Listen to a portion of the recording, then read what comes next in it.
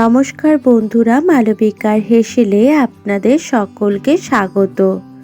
রোজ মাছ মাংস খেয়ে খেয়ে আমরা কিন্তু মাঝে মাঝে বোর হয়ে যাই, আর বাচ্চারা সবজিও খেতে চায় না। তাই আজ আমি আপনাদের রান্না করে দেখাবো শিম বা ছিম ভর্তা।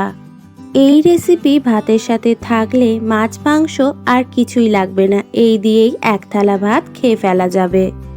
প্রথমেই এখানে আমি 500 গ্রাম ছিম বা শিম নিয়ে নিয়েছি। এবার শিমটাকে আমি 2 টুকরো করে কেটে নেব। রান্নাটি শুরু করার আগে একটি অনুরোধ রইল, রান্নাটি যদি আপনাদের ভালো লেগে থাকে তাহলে অবশ্যই একটি লাইক করবেন, কমেন্ট করবেন আর চ্যানেলটিকে সাবস্ক্রাইব করবেন। এখানে সব শিমগুলোকেই আমি কেটে নিয়েছি। এবার একটা পাত্রের মধ্যে গরম জল বসিয়ে দিয়েছি আর তাতে দিয়ে দিলাম অল্প নুন, আর এর মধ্যে শিম বা ছিমগুলো দিয়ে দিলাম। এবার শিমগুলোকে সেদ্ধ করে নেব আর একটা পাত্র এর ওপর দিয়ে ঢাকা দিয়ে দেব। এখানে শিমটা 7-8 মিনিটের মধ্যেই সেদ্ধ হয়ে গেছে। শিমটা যখন সেদ্ধ হয়ে আসবে তখন নামিয়ে নিতে হবে।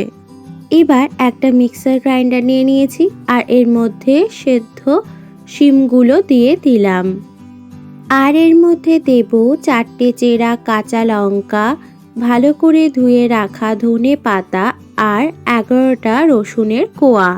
এবার মিক্সার গ্রাইন্ডারে এই সব কিছুর একটা সুন্দর পেস্ট বানিয়ে নিতে হবে। এখানে পেস্টটা আমি তৈরি করে নিয়েছি।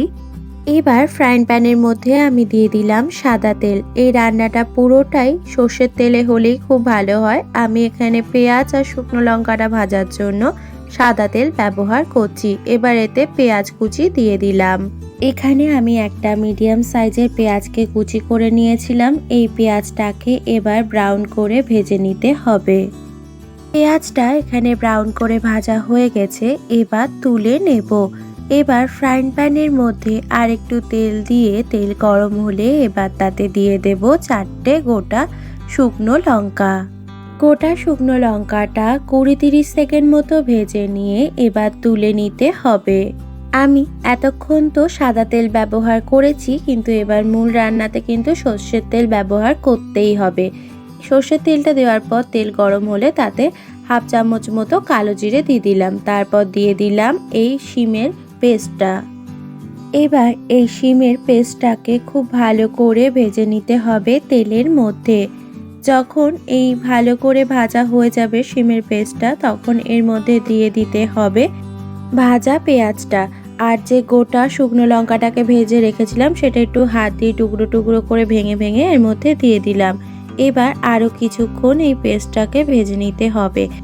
আর এর মধ্যে এবার দিয়ে দিতে হবে পরিমাণ মতো নুন। সেদ্ধ করার সময় কিছুটা নুন দেওয়া হয়েছিল, সেটা মাথায় রেখেই পরবর্তী সময় নুনটা দিতে হবে। আর ঝাল আপনারা যতটা খাবেন সেই অনুযায়ী ঝালের পরিমাণটা কমিয়ে বা বাড়িয়ে দেবেন, কিন্তু ভর্তাতে একটু ঝালঝালি বেশি ভালো লাগে। শিমের পেস্টটাকে ভালো করে ভেজে নিলেই শিম ভর্তা তৈরি। এখানে শিম ভর্তাটা তৈরি হয়ে গেছে।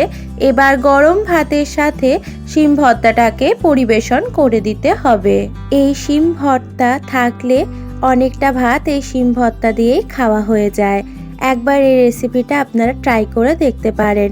আমার এই রেসিপিটি যদি আপনাদের ভালো লেগে থাকে তাহলে লাইক করবেন, কমেন্ট করবেন, সাবস্ক্রাইব করবেন আমার চ্যানেলটিকে। ফিরে আসবো পরের দিন নতুন কোনো রেসিপি নিয়ে। ততদিন ভালো থাকবেন। Thanks for watching.